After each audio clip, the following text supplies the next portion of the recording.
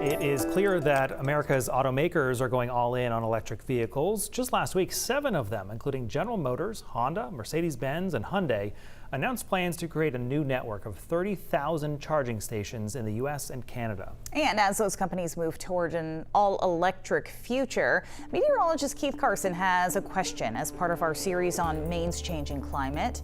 Will what customers have come to want in a vehicle be at odds with what makes an electric car green in the first place? As the U.S. moves towards electrification, more car manufacturers are unveiling EV versions of trucks and SUVs.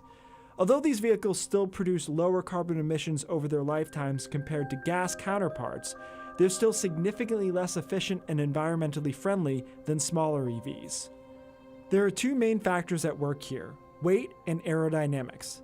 SUVs and trucks tend to be heavier than sedans and compact cars. The heavier the vehicle, the more energy is needed to propel it. That increased energy demand means the vehicles must be outfitted with a larger battery in order to reach the desired range. Those batteries, however, are extremely heavy, leading to a vicious cycle. Aerodynamics play a role in a similar way. The higher the drag coefficient, the more a vehicle must essentially plow through the air. This leads to reduced efficiency and reduced range. This effect is especially noticeable at highway speeds, exactly when most drivers will need the range most. With this in mind, why are car companies making these vehicles? In a nutshell, because that's what consumers want. In 1975, pickup trucks, minivans, and SUVs combined made up only 19% of the U.S. vehicle market, with the remaining 81% belonging to cars.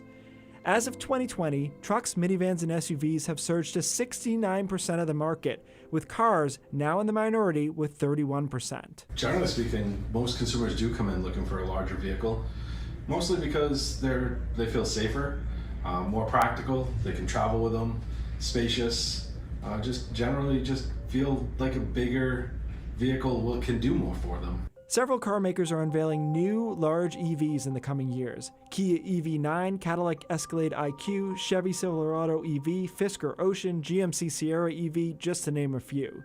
Meanwhile, there are a couple of models trying to reset the American concept of what's aesthetically pleasing and functional. The Ioniq 6, for example, actually advertises its slippery 0.2 drag coefficient. Back to efficiency for a moment. Bigger batteries powering heavier vehicles greatly reduces the positive carbon impact of an EV.